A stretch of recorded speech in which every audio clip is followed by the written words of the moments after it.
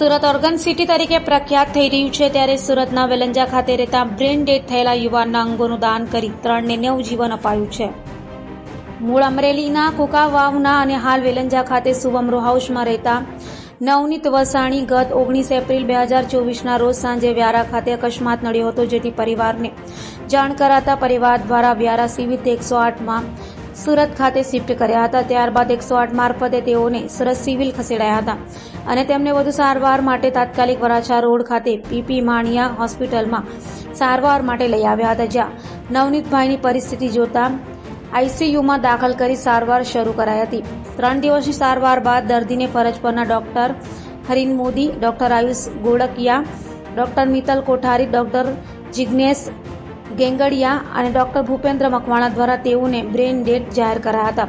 PP Maniya હોસ્પિટલના chairman doctor નિલેશભાઈ માણિયા અને જીવનદીપ organ donation foundation ટ્રસ્ટના ફાઉન્ડર PM ગોંડલિયા, વિપુલ તળાવિયા, ડોક્ટર નિલેશ કાછડિયાનો સંપર્ક કર્યો હતો. જીવનદીપ ઓર્ગન ડોનેશન ફાઉન્ડેશનની ટીમ અને વસાણી પરિવારના સભ્યો સાથે વિસ્તૃતમાં ચર્ચાઓ થઈ. નવનીતભાઈથી નાના ભાઈ મુકેશભાઈ બ્રેન ડેડ થયેલ દર્દીનું અંગદાન કરી બીજા અન્ય માણસોનું જીવન બચાવી શકાય એ વિશેની સંપૂર્ણ માહિતીથી વાકેફ હતા.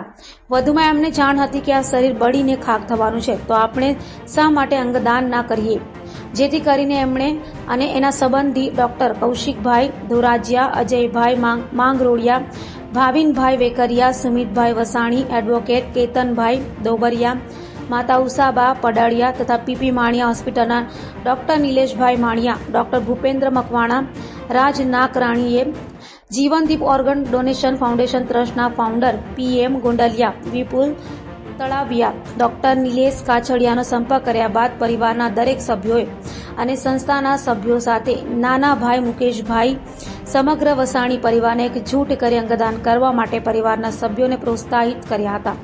અંગદાન માટે પરિવારના સભ્યોની સહમતિ મળતા જીવનદીપ ઓર્ગન ડોનેશન ફાઉન્ડેશન તથા પીપી માણિયા હોસ્પિટલ દ્વારા ગુજરાત સરકાર સોટો અને નોટોમાં રજીસ્ટ્રેશન પ્રક્રિયા હાથ ધરાઈ હતી. જીવનદીપ organ donation foundation PP Maniya hospital તથા વસાણી પરિવારના સંયુક્ત પ્રયાસથી અંગદાન કરી સમાજ સેવાનું એક ઉત્તમ ઉદાહરણ પૂરું પાડ્યું છે. આ પરિવારના અંગદાનના સંકલ્પ અને વિચાર થકી હૃદય, લીવર અને બંને હાથના અંગોના દાન દ્વારા અન્ય 3 લોકોને ફરી નવજીવન મળ્યું છે. અમદાવાદની UN મહેતા હોસ્પિટલ દ્વારા હૃદય અને IKDRC દ્વારા લીવર અને બંને હાથોનું દાન મુખ્ય ખાતે મુંબઈ ખાતે ગ્લોબલ હોસ્પિટલમાં સ્વીકારવામાં આવ્યું હતું. તમામ લેવાયેલા ઓર્ગન સમયસર હોસ્પિટલ સુધી પહોંચી શકે માટે ગુજરાત પોલીસ દ્વારા પીપી માણિયા હોસ્પિટલથી સુરત એરપોર્ટ માટે 2 વિવિધ ગ્રીન કોરિડોર તથા પીપી માણિયા હોસ્પિટલથી અમદાવાદ સુધીનો 269 કિમીનો એક ગ્રીન કોરિડોરનો વિશેષ બંદોબસ્ત કરીને ભારત જહેમત ઉઠાવવામાં આવતા સમયસર અંગોએ હોસ્પિટલ સુધી પહોંચાડવામાં આવ્યા હતા. Vipul Talaviya, Jeevandeep organ donation foundation trust Surat. આજરોજ પીપી માણિયા હોસ્પિટલ ખાતેથી પીપી માણિયા હોસ્પિટલના ચેરમેન ડોક્ટર નિલેશભાઈ માણિયાનો ફોન આવ્યો હતો કે અમારે ત્યાં એક બ્રેન ડેડ પેશન્ટ છે, આપ આવો અને આપણે ફેમિલી સાથે મળીને ચર્ચા કરીએ.